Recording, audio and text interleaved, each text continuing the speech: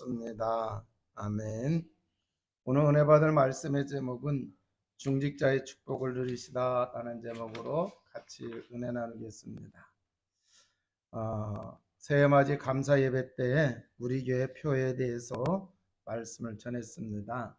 자, 우리 교회 표가 뭐예요? 주보 제일 앞에 보시게 되면은 복음 누림으로 굳센 교회예요. 뭐 하는 교회라고요? 네, 복음 누림으로 굳센 교회. 복음을 누리면은 복음의 능력을 누리게 되죠. 그래서 힘이 생겨요. 힘이 있는 자가 굳세게 될 수가 있죠. 그래서 비바람이 몰아쳐도 아무 문제가 되지 않고, 또 어떤 역경과 세파가 온다 하더라도 든든히 서가게 될 줄로 믿습니다. 그래서 복음 누림으로 우리 굳센 교회가 되는데, 교회는 구원받은 하나님의 자녀가 교회예요. 그리고 이렇게 하나님의 자녀가 모인 세계의 교회가 교회인 줄로 믿습니다. 그러니까 성도 한 사람 한 사람이 먼저 복음 누림으로 굳세져야 돼요. 그래야 세계의 교회가 굳세게 되어지는데, 자, 성도는 영적 싸움하는 군사입니다. 자, 그래서 복음을 누려야 복음의 힘으로 영적 싸움에서 승리할 수가 있어요.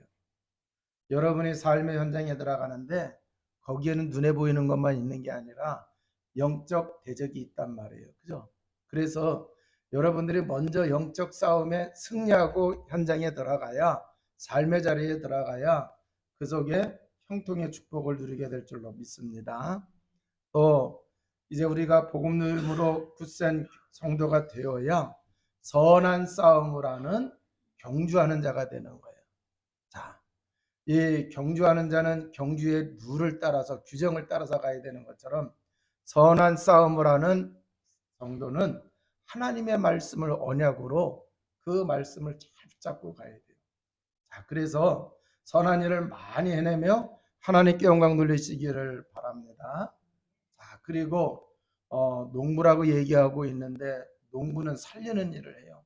그래서 복음으로 생명 살리는 일을 우리가 해야 되는데, 복음을 누릴 때에 힘이 생겨서 생명 살리는 일들을 해나갈 수가 있다.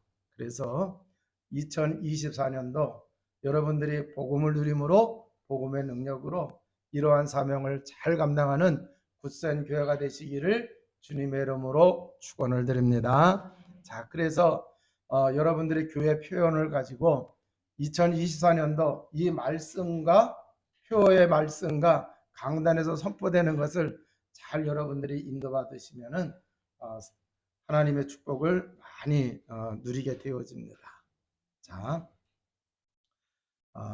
이제 그 새해 들어서 성경에 쭉 우리가 강의하는 가운데에 빌레몬서를 강의를 하게 되어져 있습니다. 강의를 하게 됐는데, 오늘 이제 이 말씀을 통해서 하나님이 우리에게 들려주시는 중요한 것을 우리가 붙잡고, 또 이제 그 새해 첫째 주일 이 첫 시간에 하나님이 주시는 귀한 그 언약을 붙잡기를 주님의 이름으로 축원을 드립니다. 초대교회는요, 예수님께서 복음을 주셨고 이 복음을 알게 하시고 이제 이 복음을 확산시키는 것을 굉장히 주님이 소원으로 품었어요. 그래서 이 복음을 올바로 알고 확산시킬 수 있도록 처음에는 주님이 제자들을 부르셨어요. 그리고 예수님의 공생의 사역을 통하여 예수님이 그리스도이신 것을, 복음인 걸 알게 하고, 승천하시기 직전에 중요한 얘기를 하셨어요. 모든 민족에게 복음을 전파하라. 만민에게 복음을 전파하라. 땅 끝까지 이르러 증인되라. 내 양을 먹이라. 내 양을 치라. 이렇게 말씀을 하셨어요. 자, 그러니까 이 복음이 확산이 돼야 돼, 안 돼야 돼요? 확산이 돼야 돼요. 자, 그래서 이게 모든 민족 만민에게 복음이 들어가야 되기 때문에 초대교회 운동을 가만히 보게 되어지면은 이제 그 초대교회가 이제 그 목적을 가지고 조직적으로 활동한 게 있어요. 그게 바로 여러 가지가 있는데 그 중에 중요한 게 하나가 있는데 뭐냐고 하면은 중직자를 세워가는 중직자 운동을 했다라고 하는 얘기예요. 예수님이 누가복음 10장에서 보게 되면은 제자가 있는데 12제자가 있는데 이 12제자 말고 또 70인을 파송을 하는 장면이 나와요. 그러면은 12제자는 나중에 사도가 되어져요. 그런데 이 70인이 누구냐라고 했을 때에 이제 교회가 점점 틀을 갖춰 나가게 되는데 요즘으로 따진다고 하면은 그 70인이 중직자가 되어지는 사람들. 이 예수님을 따를 때에 처음에도 핍박이 많았지만 점점 갈수록 공생의 사역을 1년 할 때, 2년 할 때, 3년차 들어갈 때 핍박이 점점 세졌어요. 그러니까 이 70인들은 핍박 가운데서도 주님을 따르겠다고 따라온 사람들이잖아요. 그러니까 오늘날로 얘기한다면 복음에 예수 그리스도의 생명을 건 사람들이에요. 자, 그래서 이 사람들이 목숨을 걸고 예수님을 따라다녔고 예수님이 이 사람들을 전도하도록 현장으로 뭐 했어요? 보내셨어요. 자, 그러면은 초대교회가 중직자를 세워갔는데 그럼 중직자 세워서 뭐 했느냐라고 했을 때에 생명 살리는 일을 한 거예요. 그리고 예수님께서 부활하시고 승천하시기 직전에 감난산에서 제자들을 예수님을 따르는 사람들을 모아드렸어요. 그리고 거기서 40일 동안에 하나님 나라와 성령에 대해서 말씀을 하셨어요. 자, 그리고 예수님이 승천하는 것을 보고 난 다음에 그 예수님이 주시는 언약의 말씀을 붙잡고 마가다락방에 모였는데 그 모인 사람이 몇 명이었느냐?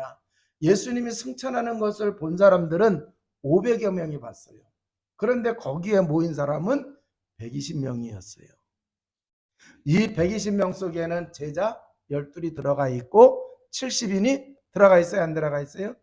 들어가 있어요. 그리고 또 나머지. 자, 그러면은 그 주님의 언약의 약속의 말씀을 마가다락방에 모였다고 하는 얘기는 이거는요. 그 당시에 예수님이 십자가에서 죽으실 때 아주 그 혹독한 형벌을 받으면서 죽었어요. 그잖아요.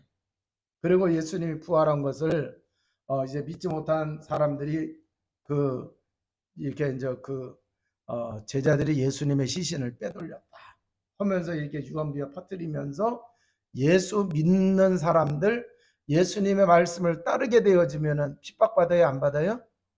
핍박받아요. 그 핍박을 받는 그러한 상황 속에서 마가다락방에 모였다라고 하는 얘기는 네?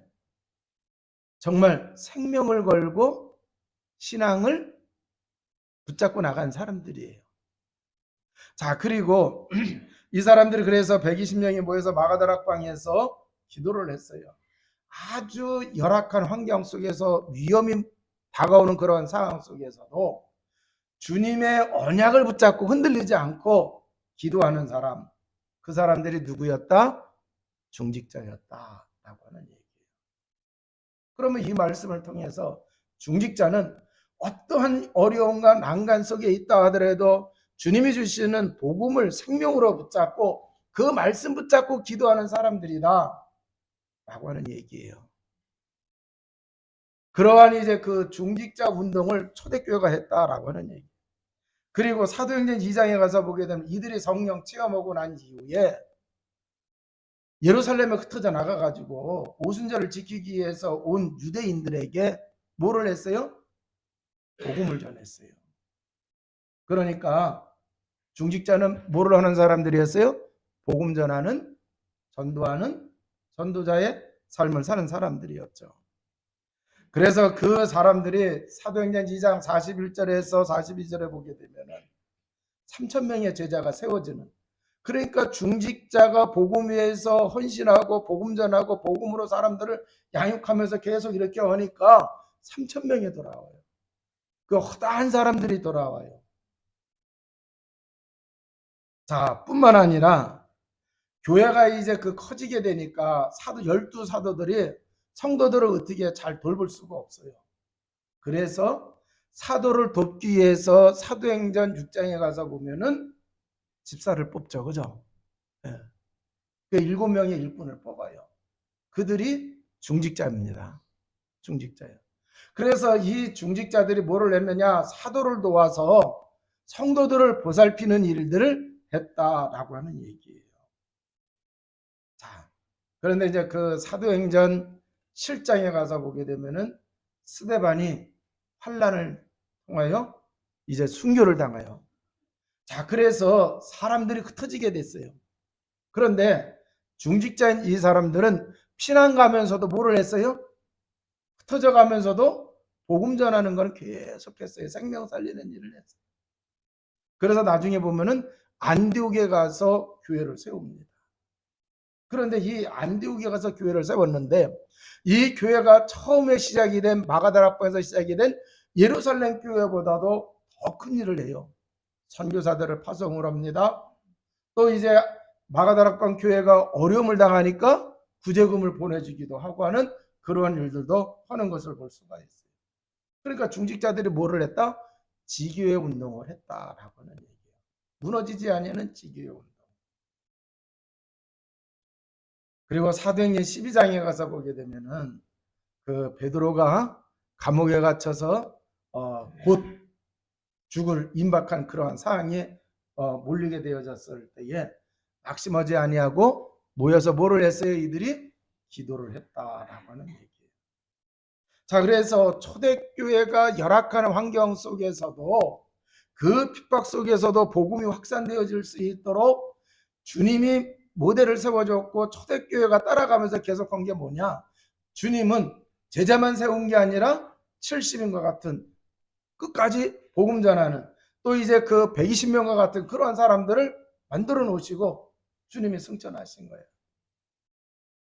그리고 그 사람들이 뭐를 한 거예요? 교회 안에서 계속 복음을 위하여 헌신하면서 생명 살리는 일들을 한 것을 볼 수가 있어요. 그래서 지금까지 복음이 전달되고 이렇게 온 줄로 믿습니다. 그러면 우리 세계력교회가 하나님의 말씀을 통해서 교역 목회자도 중요하지만 중직자가 교회를 세워가고 교회에서 복음 운동하면서 정말 후대에게 이렇게 말씀을 전해가면서 계속 이 말씀이 확산되어져 갈 수 있도록 하기 위해서 중직자가 중요하다 안 중요하다? 중요하다라고 하는 얘기예요. 그래서 초대교회를 보니까 중직자 운동을 했다라고 하는 얘기죠. 우리 교회도 이제 그 2024년도 첫째 주일에 하나님이 빌레몬서를 통해서 이 중직자에 대한 말씀을 주시고 있기 때문에 여러분들이 오늘 말씀을 잘 받으시고 도전하시기를 주님의 이름으로 축원을 드립니다. 자, 그러면은 빌레몬은 어떤 사람이냐라고 하는 얘기예요. 자, 1절에서 4절에 보면은 잘 나와 있는데 이 빌레몬은 전도자의 사랑을 받는 사람이었다. 전도자 누구? 바울의 사랑을 받은 사람이에요. 그러면은 오늘날에는 전도자의 사랑을 받는 중직자가 되어야 될 줄로 믿습니다. 자, 그리고 또 이제 바울과 전도자의 동역자였다 이렇게 말씀을 하고 있어요. 그래서 여기 보면은 디모데도 전도자잖아요. 그잖아요. 디모데와 우리의 사랑을 받은 자요 동역자인 그랬어요. 빌레몬. 자, 그래서 바울과 전도자의 복음의 전선에서 같이 복음 운동을 하는 동역자가 바로 누구다? 중직자다라고 하는 얘기예요. 그리고 4절에 보니까 내가 항상 내 하나님께 감사하고 기도할 때에 너를 말함은 그랬어요. 그러니까 바울이 하나님께 기도하는데 항상 기도하는데 꼭 그때마다 잊지 않고 기도하는 사람이 누구였다고 하는 얘기예요? 빌레몬이었다라고 하는 얘기예요. 그래서 기도 속에 있는 자, 기도 속에 있는 자였다라고 하는 얘기예요. 자, 그리고 이 빌레몬은 우리가 사도행전을 통해서 보게 되면은 바울이 마게도냐로 건너가서 빌립보에서 누구를 만나요? 누디아를 만나가지고 누디아를 통해서 누디아가 자기의 집을 제공을 해요. 그래서 누디아의 집에서 빌립보 교회가 세워져요. 그와 마찬가지로 이 빌레몬의 집에서 시작이 되어져서 세워진 교회가 골로새서 교회예요. 골로새서 교회. 그래서 이 골로새서 교회의 중직자였다라고 하는 얘기예요. 그리고 이 빌레몬의 집에서 노예로 있던 오네시모가 도둑질 해가지고 도망을 갔는데 어디까지 갔느냐? 로마까지 갔거든요. 그러니까 조금 훔쳐간 거예요? 많이 훔쳐간 거예요? 자, 여기서 우리가 좀 잘 깨달아야 돼요. 이 빌레몬은 영향력 있는 산업인이었다라고 하는 얘기예요. 자, 그러면은 이 빌레몬이라고 하는 사람을 보게 되면은 복음이 확실하니까, 그잖아요? 복음 가진 사도와 전도자와 함께 하고 있었고, 또 복음을 위해서 충성하니까 항상 바울이 기도할 때에, 그잖아요, 이 빌레몬을 하나님께 기도했다는 얘기예요. 그러니까 이 중직자에게 하나님이 축복을 하실까요, 안 하실까요? 하세요. 여러분, 근데 중직자가 되기 전에도 복음을 잘 누리게 되면은 하나님의 축복을 받아요, 못 받아요? 받아요. 여러분, 이 아브라함도 보게 되면은요, 이 아브라함이 복음 받고 하나님이 주시는, 그잖아요. 그 복음을 받고서 하나님의 은혜로 복음 받고서 가나안에 들어와서 살면서 나중에 보면은 가병 몇 명을 거느려요? 318명을 거느리잖아요. 그런 축복을 주셨어요. 자, 그래서 정말 복음을 사랑하고 복음의 비밀을 잘 누리는 사람은요, 하나님의 축복을 받아요. 그런데 하나님의 축복받은 그걸 가지고 빌레몬은 뭐를 했느냐? 중직자로서 복음을 위하여 헌신하고 충성을 했다라고 하는 얘기예요. 사랑하는 성도 여러분, 복음의 비밀을 또 이제 그 복음의 능력을 잘 누리심으로 여러분들의 복음의 가치를 깨달으시고 복음을 위하여 충성하고 헌신하시기를 주님의 이름으로 축원을 드립니다. 그래서 여러분들이 복음을 위하여 쓰임 받고자 하는 대로 하나님은 하늘문을 여시고 여러분들에게 공급해 주시게 될 줄로 믿습니다. 지혜가 필요한 사람에게 지혜를 주십니다. 건강이 필요한 사람에게 건강을 주십니다. 또 이제 이 물질로 이제 그 쓰임 받아서 생명을 살리고 교회를 세우고 전도를 확실하게 이루어 나가는데 헌신한다고 하면 하나님이 그렇게 또 경제의 문도 허락해 주시게 되는 줄로 믿습니다. 2024년도 이제 여러 가지 지표가 어려운 가운데 있어요. 경제 지표가 어려운 가운데 있지만 그거는 참고하시고 하나님의 말씀을 통해서 언약으로 붙잡고 여러분들은 도전해 나가시기를 주님의 이름으로 축원을 드립니다. 자, 그러면은 왜 이렇게 중직자 운동을 했느냐라고 하는 얘기예요. 오늘날 왜 중직자 운동을 일어나야만 되느냐라고 하는 얘기예요. 중직자는 세 가지 개혁의 주역이기 때문에 그렇습니다. 중직자는 세 가지 개혁의 주역이에요. 자, 여러분, 중직자를 세워가지고 뭐를 했어요? 복음 전했어요? 안 전했어요? 복음 전했단 말이에요. 그러니까 복음이 들어가니까 어떤 일이 일어나느냐고 하면은 불신자로 우상 숭배하던 자예요. 우상 숭배하는 자는 누구한테 잡혀 있어요? 사단에게 잡혀 있어요. 그래서 신분이 마귀자네요. 그런데 예수 그리스도 복음이 들어가서 예수 그리스도 믿게 되어지니까 흑암이 떠나요, 안 떠나요?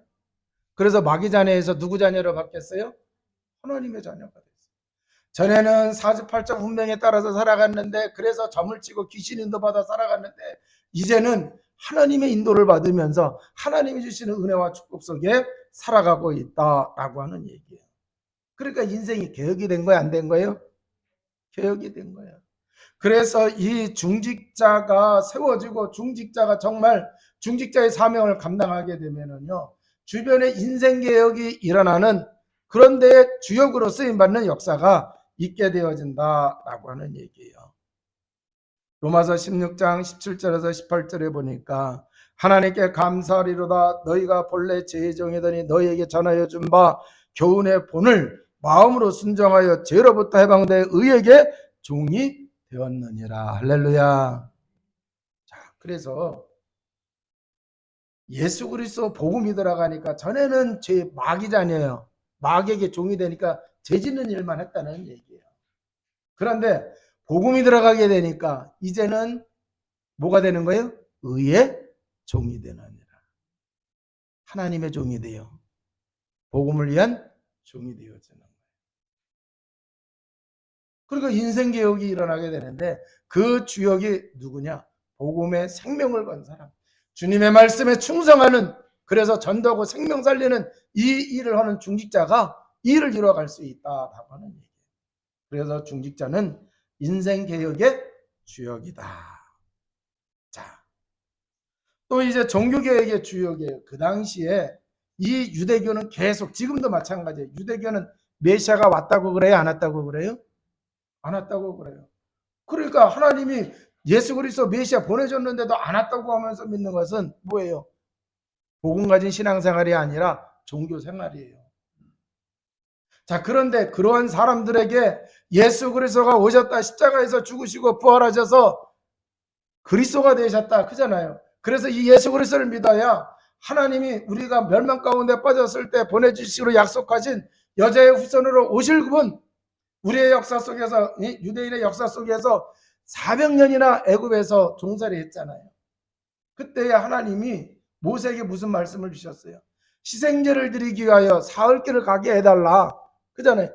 그래서 여자의 후손으로 오셔서 죄의 문제를 해결하기 위해 희생제물이 되실 그 예수 그리스도 그 언약을 붙잡으니까 뭐가 된 거예요? 출애굽의 역사가 일어났잖아요. 그분이 오셨어요. 그 복음을 증거하고, 그래서 그 복음 받은 사람들이 종교개혁이 일어나는 거예요. 그리고 중세교회가 타락을 해서 아주 타락되어졌을 때에 루터가 종교개혁을 일으키잖아요. 그잖아요. 오직 하나님의 말씀, 그래서 오직 성경, 오직 성령, 오직 믿음, 이거 갖고 일어났어요. 근데 그 루터를 죽이려고 해요. 근데 그 루터를 구해주고 그 루터를 보여준 사람들이 누구였느냐? 중직자였다라고 하는 얘기예요. 자, 뿐만 아니라 이 중직자는 교회뿐만 아니라 사회 곳곳에서 복음의 빛을 발하고 있기 때문에 복음의 빛이 발하게 되면은요, 문화의 개혁이 일어나요, 안 일어나요? 세상 문화의 개혁이 일어나는 거예요.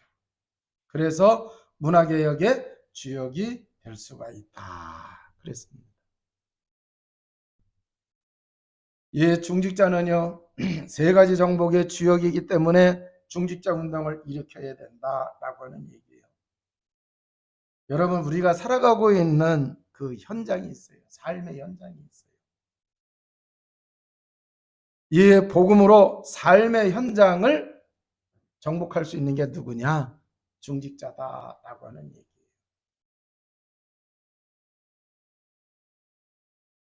자, 그래서 우리 교회에서 중직자가 많이 일어나야 되겠고, 또 이제 그 교회사를 통해서 보게 되어지면요, 중직자들이 결국 현장을 정복해요. 중직자들의 현장을 정복하게 되어져 있습니다. 이 귀신 문화가 판을 치고 있는 그곳에 복음을 전하게 되니까 문화가 바뀌어요, 안 바뀌어요? 정복이 돼요, 안 돼요? 정복이 돼요. 여러분, 정말 이제 이 산업을 하는 사람들 속에 성경을 잘 보시게 되면은 중직자들 보면은 산업인들, 또 이제 누가 있어요? 공무원들도 있고 많이 그래요.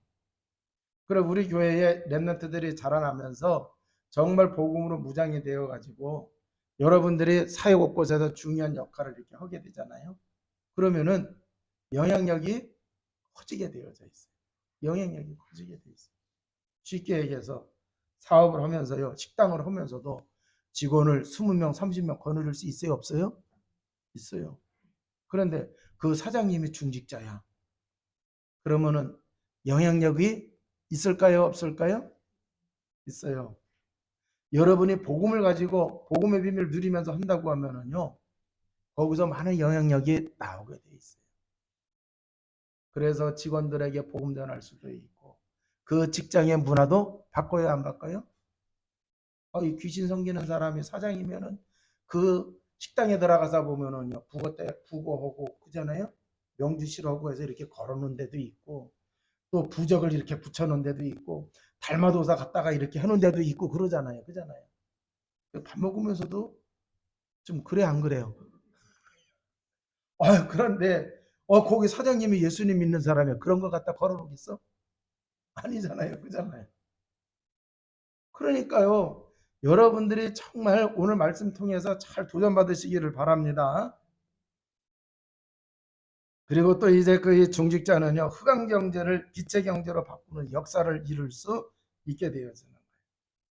또 이제 그 중직자는 교회 부흥의 주역이 되는 줄로 믿습니다. 살아가는 삶의 현장에서 전도할 수 있는 사람이 누구예요? 자, 중직자를 우리가 서두에서 이렇게 본 거를 보면은 복음의 생명을 걸었어요, 안 걸었어요? 복음의 가치를 안 사람이야, 모르는 사람이에요? 가치를 아는 사람이에요. 그리고 복음을 전하면은 이 복음이 확산되는 걸 알고 있는 사람. 그러니까 현장에서 복음 전함으로 생명을 살리잖아요. 생명 살려요. 자, 7명의 집사가 세워졌는데 그 중에 빌립 집사가 사마리아 성에 가서 그리스도를 전파하니 사마리아 성이 뒤집어지잖아요. 이게 바로 중직자가 하는 일이에요. 또 전도자의 주역이 되어지는데 로마서 16장을 보게 되면 바울과 함께 뭐를 한 사람이에요? 세계복음화에 한 사람들의 그 명단이 다 나오고 있다라고 하는 얘기예요. 자, 그리고 지교회 운동의 주역인데 이 빌레몬이라고 하는 중직자는 골로새 교회를 세운 사람이에요. 또 이제 루디아는 빌립보 교회를 세운 사람. 빌립 집사는 사마리아 교회를 세운 줄로 믿습니다. 자, 그래서 중직자가 교회 부흥의 뭐예요? 주역이다. 그럼 우리 교회 중직자 많이 나와야 돼, 안 나와야 돼요? 나와야 돼요. 자, 그럼 중직자가 되려고 하면은 어떻게 해야 돼요? 복음을 누려야 돼요, 못 누려야 돼요? 복음은 다 아니까, 그죠? 아는 걸로 끝나면 안 돼. 복음을 누려야 돼요. 좋은 차 사다 놓고 맨날 새 차만 하면 안 돼. 타고 다녀야지. 그게 누리는 거예요. 복음을 알기만 하면 뭐해? 복음을 누려야죠. 삶의 자리에서 누리고, 그잖아요. 여러분이 직장에서 누려야 돼요. 사람과의 만남 속에서 복음을 누려야 영적인 힘을 가지고 사람을 살려주고 구원받게 할 수도 있고 그러는 거 아닙니까? 여러분이 복음을 누려야 경제 축복도 받아야 안 받아요? 받게 돼요. 복음을 누려야 마음에 하나님이 주신 평안함을 누릴 수가 있어요. 나도요, 마음속에서 갈등이 있고 속 시끄러우면 얼굴에 나타나요, 안 나타나요? 여러분들이 잘 알잖아요. 그잖아요. 표정만 보고 목사님 뭐 안 좋은 일 있나 보다. 그래 안 그래요? 그러면 여러분 주변에 있는 사람들이 여러분을 직장 생활하면 매일 보는데 알아요, 몰라요? 알잖아요. 그 복음을 아는 걸로 보면 안 돼. 누리고 있어야 주님이 주시는 평안함을 가지고, 그잖아요. 그래서 선한 영향을 끼치면서 이렇게 살아갈 수가 있어요. 그래서 복음을 누림으로, 복음의 능력을 여러분이 누림으로 중직자로 세워져 가는, 중직자의 축복을 누리는 우리 성도 여러분 모두가 되어지시기를 주님의 이름으로 축원을 드립니다. 자, 새해 첫 주일에 하나님이 중직자에 대한 말씀을 선포를 해주셨어요. 여러분들 도전하시기를 바랍니다. 도전하시기 바라요. 나이가 어려서고 중직자 못 되는 거 아니고 나이가 많다고 해서 중직자가 안 되는 게 아닙니다. 예? 중요한 건 뭐냐? 이 중직자의 이 비밀을 여러분이 알고 누리면은요, 하나님의 은혜와 축복이 넘쳐나게 다 되어져 있어요. 그래서 여러분들 그 은혜를 가지고 정말 여러분의 삶의 자리를 변화시키고 여러분의 가정을 변화시키고 교회가 살아나고 교회가 정말 안디옥 교회 같이 세계복음화의 그 주역이 되어지는 은혜를 누리면서 나가게 될 줄로 믿습니다. 새해 여러분 새로 시작하시고 도전하시기를 주님의 이름으로 축원을 드립니다. 기도하시겠습니다. 하나님 아버지 감사합니다. 오늘 주신 이 말씀을 통하여 새힘과 새 능력 얻게 하시고 또 아버지 하나님 이제 중직자의 축복을 맛보며 나갈 수 있도록 역사하여 주옵소서. 아버지 하나님 이제 정말 실제적인 중직자의 축복을 누리는 온 성도들 되게 하여 주옵소서. 우리 구주 예수 그리스도 이름으로 기도하옵나이다. 아멘.